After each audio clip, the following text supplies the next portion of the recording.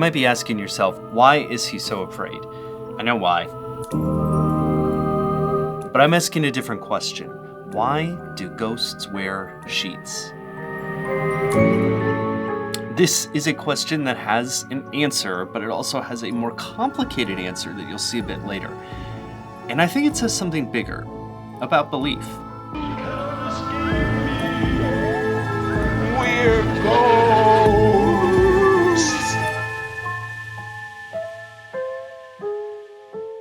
Okay, I'm gonna be real with you. I was trying for like 20 minutes to act like a ghost, but it turned out to be really hard. I look fat. I still have hope for the thumbnail. So let's answer this question. I want to give you the straightforward answer first, and then I'm going to go into some of the deeper stuff that's behind it. Ghosts, they're wearing burial shrouds. If you've heard of the Shroud of Turin, you know what a burial shroud is. Burial shrouds covered a corpse. Simple explanation. These did have a bit of an evolution. In the late Middle Ages, people were being buried in winding sheets like these. See how it's tied at both ends? There are straight up connections to ghost stories, like this illustration for the winding sheet.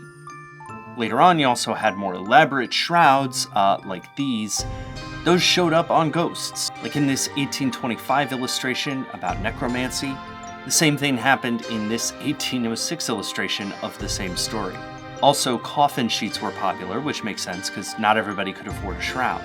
And so that's your straightforward answer. I mean, all these things, winding sheets, coffin sheets, burial shrouds, they were all clothing corpses, and they were all on the sheet spectrum. But I don't think that gets to exactly everything that you need to know to understand why they're wearing sheets. And for that, we have to go to a brief and hilarious debate about ghost clothes. I am just gonna try one more time.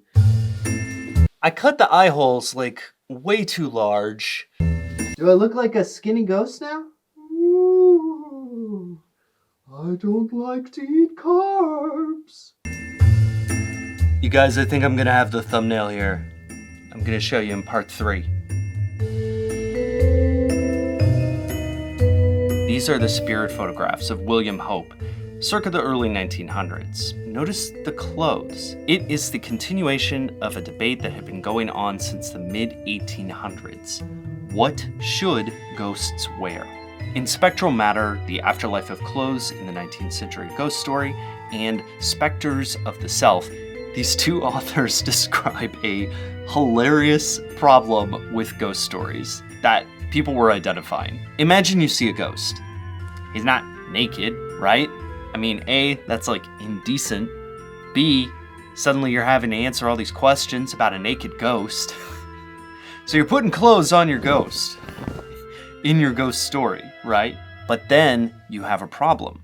Where did the clothes come from? If a ghost was a representation of a soul, then were clothes ghosts too? Did that mean that clothes had souls? This was an actual thing that they had to consider in the 1800s, and people were kind of perplexed by it. This illustration parodies the thinking by saying that there must be ghost stockings. Actually, let me read you this. This is pretty funny. This is like a riff on ghost clothes. He's just saying all the issues here. If so, then there must be ghost tailors working with ghosts of needles, how sharp they must be, and ghosts of threads, how fine they must be, and the ghost of a sleeve board, and the ghost of an iron, which the tailors use to flatten the seams. This is very much like an angry blog post about how ghost clothes are stupid. But this represented a big debate that was going on at the time. Ghost clothing was presenting a cosmic problem. Check out this 1901 book. It is a bit more sympathetic. I want to read you a passage from it. This is very much telling us the problem, which is that if they were projections of dying persons, one would naturally expect them to appear in their bedclothes or minus any clothing, that being their condition at the time of projection. But these ghosts generally appear to carry a wardrobe with them or to be able to improvise one of the surrounding elements. So this is a problem, right? And then he says, our spiritualist friends will tell us, no doubt, that this would be a very easy feat for a spirit to perform. And so then he goes on to say that, yes, of course spirits could do this, but some of my audience will no doubt prefer a more convenient way of solving the problem, namely by flatly denying the phantasms. So he's saying the logical thing here. If you deny the ghost clothes, which are weird, you have to deny the ghosts. So how do you solve this problem?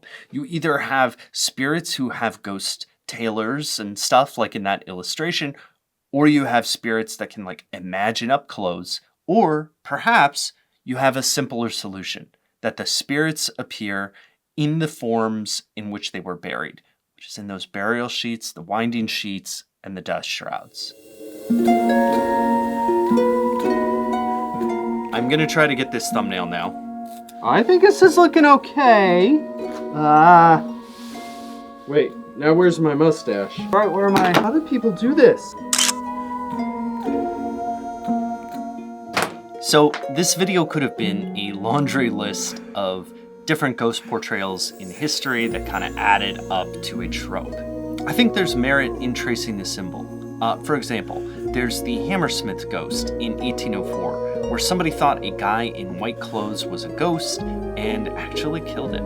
And this illustration for it became super famous, no doubt impacted how we think about ghosts. The same goes for this illustration of Oh Whistle and I'll Come to You. It is Ghost City. This continued into 20th century filmed portrayals. What we've been reduced to, sheets? Think of them as death shrouds, and the moaning is important. But what I find most interesting is that the solution of ghosts wearing sheets, it was a logical solution to an illogical idea, the belief in ghosts. But isn't this the truth behind so many things that we believe in? The analysis of the moon landing using meticulous science that just happens to be wrong, or the diagramming of JFK's assassination and everything else.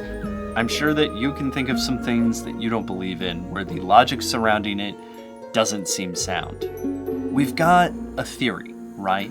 A leap of imagination. And it's kind of this formless thing. And then we fit rules around it as a way to convince ourselves that it's true. To strengthen our belief with tools that are outside of belief, that look like logic. The rules, they are hiding the thing that is under the sheet.